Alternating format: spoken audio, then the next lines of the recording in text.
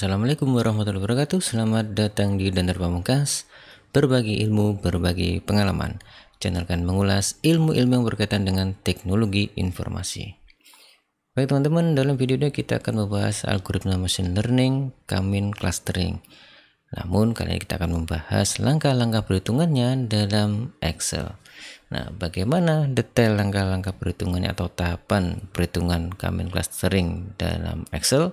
Simak video ini selengkapnya. Namun yang belum subscribe silahkan subscribe dan share video ini agar semakin banyak yang mendapatkan ilmu dan manfaat dari video ini.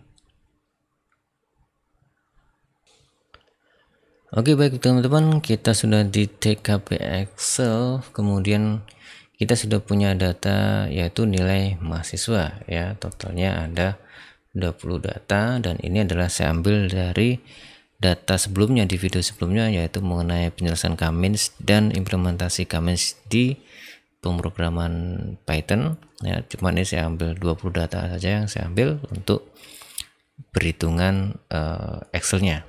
Nah, dari data ini teman-teman kita akan membagi atau mengelompokkan, mengklaster ke dalam 3 kelompok, 3 klaster atau 3 kelas ya, dimana fiturnya, variabel atau atributnya itu dari UTS dan UAS.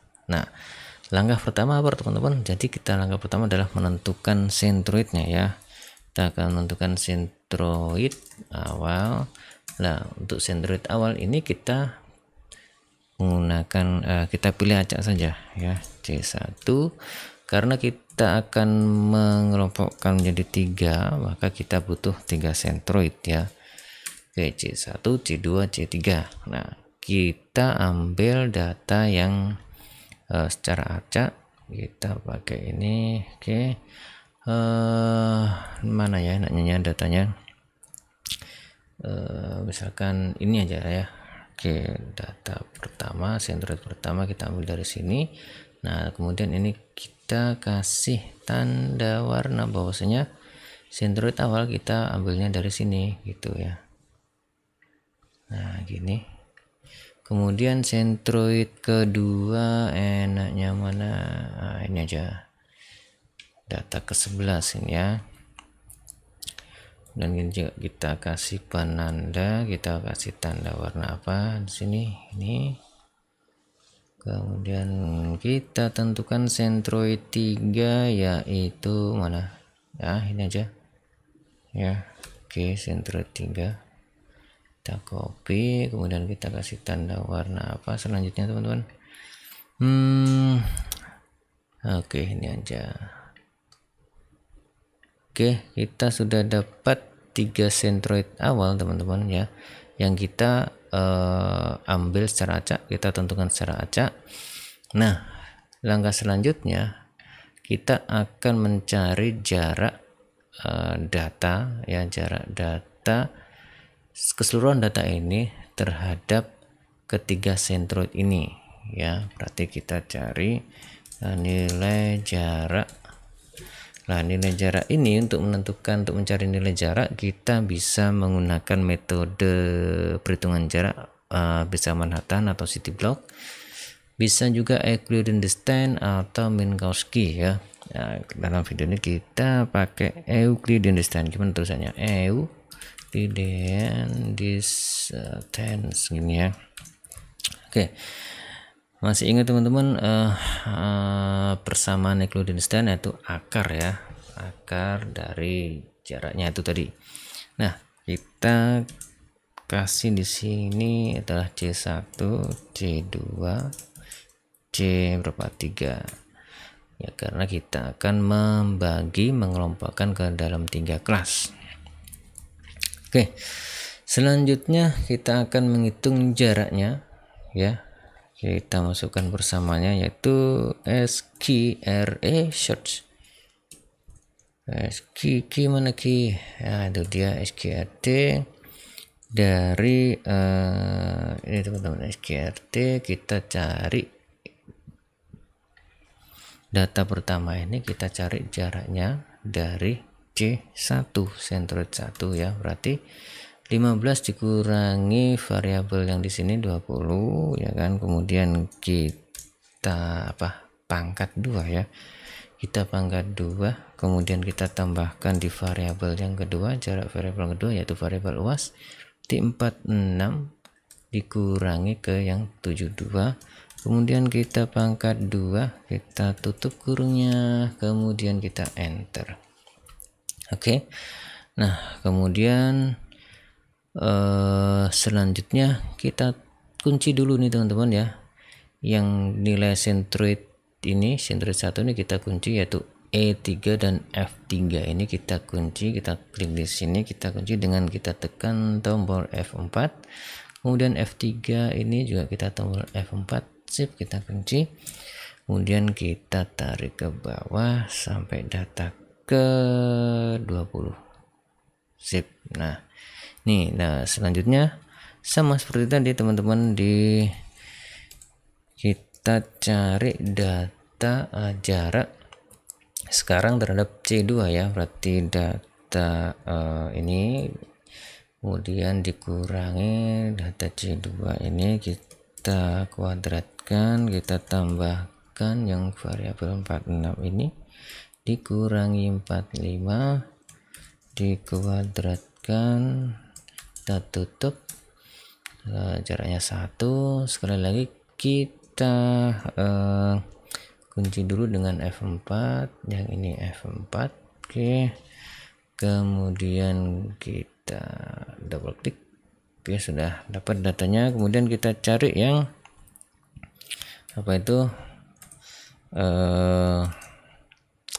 centroid ketiga. Oke, data pertama kita cari jaraknya dengan centroid ketiga ini, kemudian ini kita kuadratkan gini ya, kemudian kita tambahkan lagi di variabel kedua dikurangi 56, kemudian kita kuadratkan lagi, kita tutup kurungnya, enter, kemudian kita jangan lupa kita kunci biar tidak bergerak dia ya.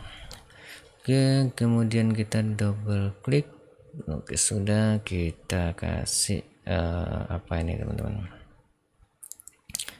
kita mana nih ya, more border aja. Oke, kita ginikan, nah ini ya biar bagus. Kemudian ini kita sederhanakan aja, ini berarti 2 koma di belakang 2 angka di belakang koma, kok 2 koma ya. Oke, seperti ini. Nah, setelah itu teman-teman, setelah kita mendapatkan jaraknya, maka kita akan tentukan kelasnya sekarang. Nah, data pertama nih dia masuk kelas mana, data kedua masuk kelas mana, dengan cara apa? Kita mencari penentuan masuk kelasnya, kita mencari jarak terdekatnya gitu ya, jarak terdekat dari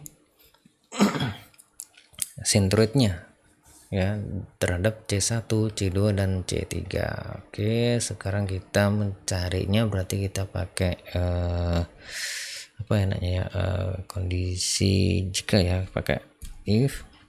Ini kita menentukannya, kita pakai ini aja, kita if jika nilai C1 ini ya kan, jika nilai C1 ini itu merupakan nilai minimal dari ketiga data ini, ketiga data C1, C2, C3 ya, maka dia masuk kelas 1 ini ya.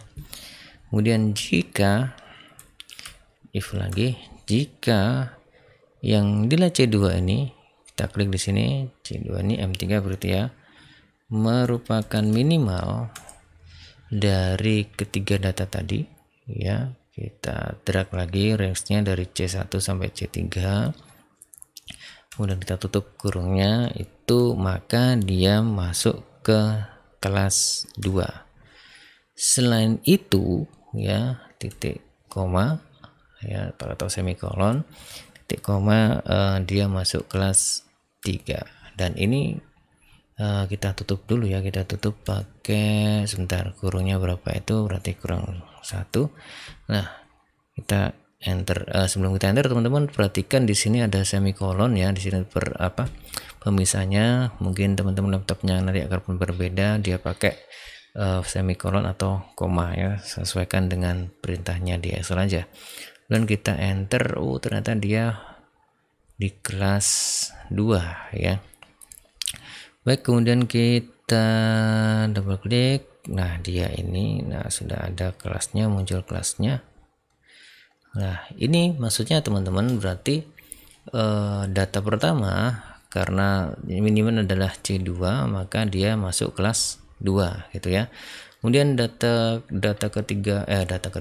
kedua ini ternyata minimalnya adalah C3, maka dia masuk kelas C3 ya, kelas 3 dan begitu seterusnya. Baik, ini saya kasih seperti ini lagi biar rapi. Nah, setelah itu teman-teman ini oke, seperti ini ya, kita sudah menentukan kelasnya. Nah, kemudian kita mencari sentroid baru ya. Untuk apa sentroid baru? Kita akan mencari, nah karena kan ini awal kita menentukan sentroid awal kan kita masih acak, kita akan mencari sentroid terbaiknya itu ya, data sentroid terbaiknya. Kita cari sentroid terbaru, yaitu kita cari sentroid baru. Nah, caranya seperti apa teman-teman? Caranya mirip dengan yang tadi ya, yaitu gimana nih, berarti ini saya copy aja ya, ini saya copy seperti ini ya, kemudian saya paste di sini. Oke, ini saya hilangkan dulu sebentar, ini saya hilangkan dulu no fill, kemudian ini saya hilangkan datanya. Nah, kita akan nyarinya gini teman-teman, ini mirip seperti yang di KNN kemarin ya, sebenarnya di video yang KNN itu. Nah, kita akan mencari sentroid baru ini. Kita cari sentroid baru itu kita dapatkan dari rata-rata setiap kelasnya ya, nilai setiap kelasnya. Nah, maka kita akan menampilkan data di sini ya, variabel UTS dan juga UAS-nya dari setiap data yang masuk kelas 1, C1, C2 dan C3. Nah, kita pakai ini aja teman-teman, pakai if lagi ya. Jadi kita pakai jika ini kelas berarti key berapa nih, kok O ya, berapa, O3 ini kelasnya itu sama dengan 1 ya, sama dengan 1. Jika dia kelasnya sama dengan 1, maka saya tampilkan data yang variabel UTS-nya ya. Sekali lagi ya, jika dia ini kelasnya 1, maka kita tampilkan variabel UTS-nya ya, dan jika tidak, kita tidak tampilkan apa-apa, kita tampilkan data kosong seperti ini ya, kemudian kita enter. Nah, gitu ya. Nah, kemudian kita coba double klik, belum bisa, kita tarik ke bawah. Nah, itu ya, sudah dapat datanya, namun ini yang variabel UTS teman-teman. Nah, kita cari yang variabel UAS, yang variabel kedua. Gimana tadi persamaannya? Formulanya adalah jika di kelas ini ya O3 itu sama dengan 1 ya, maka kita akan tampilkan nilai UAS-nya ini ya. Kemudian jika tidak, maka kita tampilkan data kosong gini teman-teman. Nah, kita double klik. Nah, sudah ya. Selanjutnya di C2, jadi ini kita pakai if lagi. Jika kelasnya sama dengan 2 karena C2 ya, maka kita pakai menentukan kelasnya 2, maka kita tampilkan data yang ini ya kan. Kemudian jika tidak, kita tampilkan data kosong gini. Oke, nah dia karena dia sudah masuk kelas 2, maka harusnya tampil dia data semua kelas dia akan tampil datanya. Nah seperti ini. Nah ini kan sekarang yang variabel apa itu, UAS ya. Jika ini adalah kelas 2 ya, maka kita tampilkan variabel UAS-nya, value-nya. Jika tidak ya, kita kosongkan. Oke, selesai C2 nya. Sekarang ke C3 ya teman-teman. Ini berarti jika kelas sama dengan C3 ya, berarti kelas 3, maka kita tampilkan datanya ini. Kemudian jika tidak, kita kosongkan datanya, selnya. Oke, sekarang ini saya tarik dulu datanya. Oke, kemudian yang terakhir, jika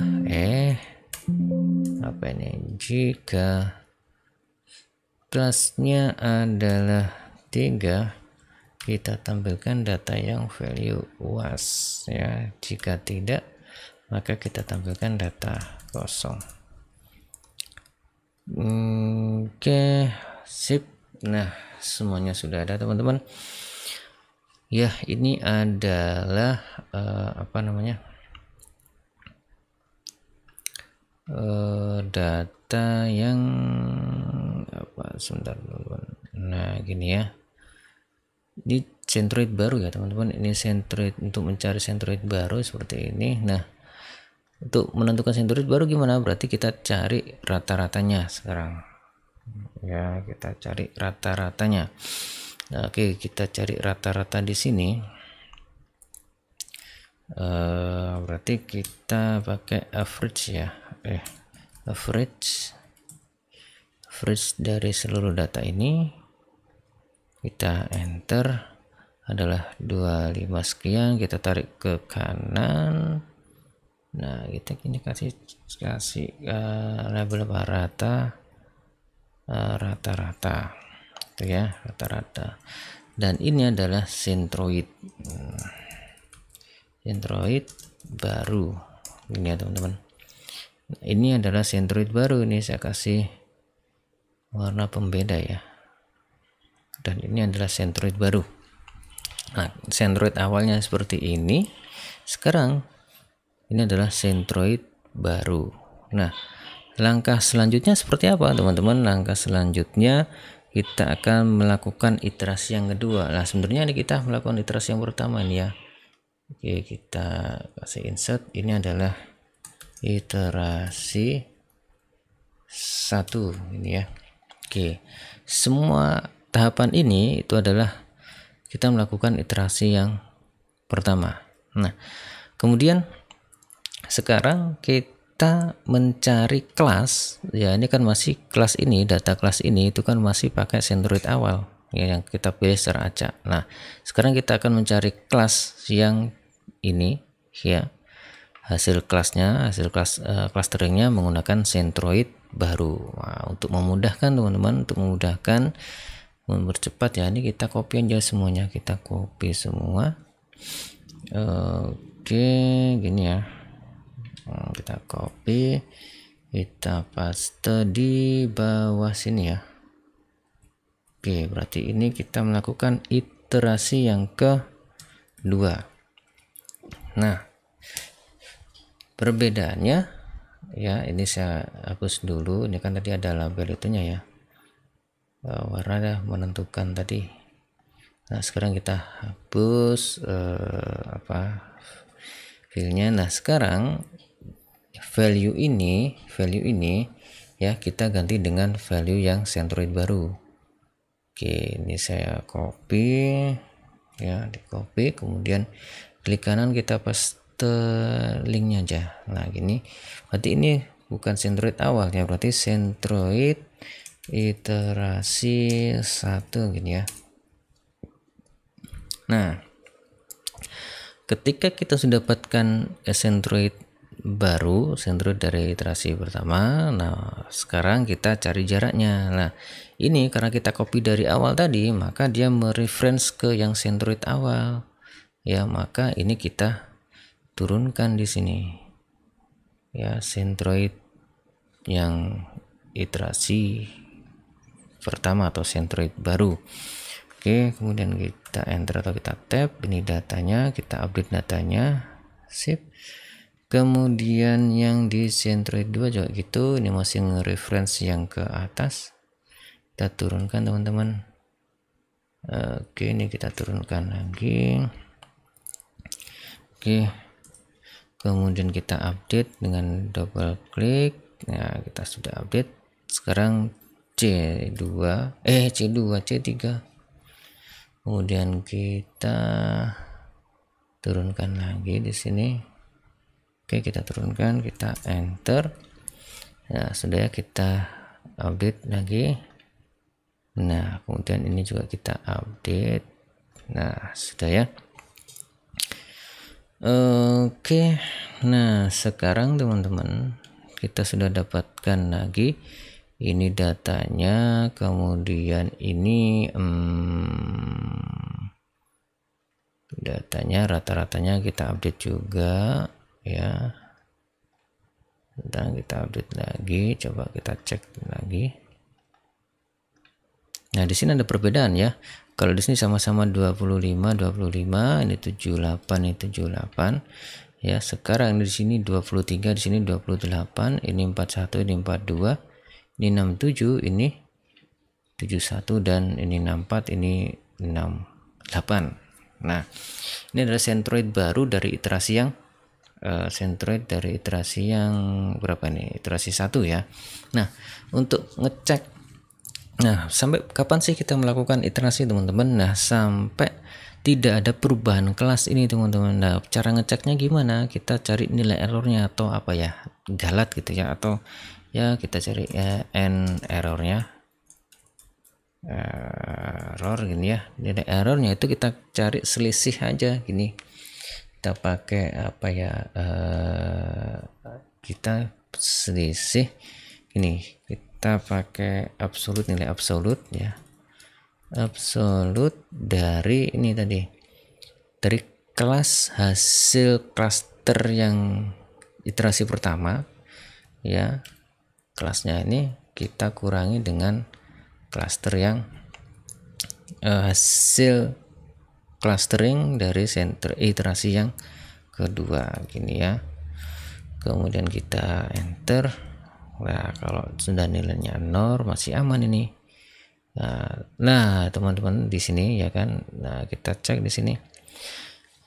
Kalau 0 berarti tidak ada perubahan kelas dari iterasi pertama dengan iterasi kedua ya teman-teman.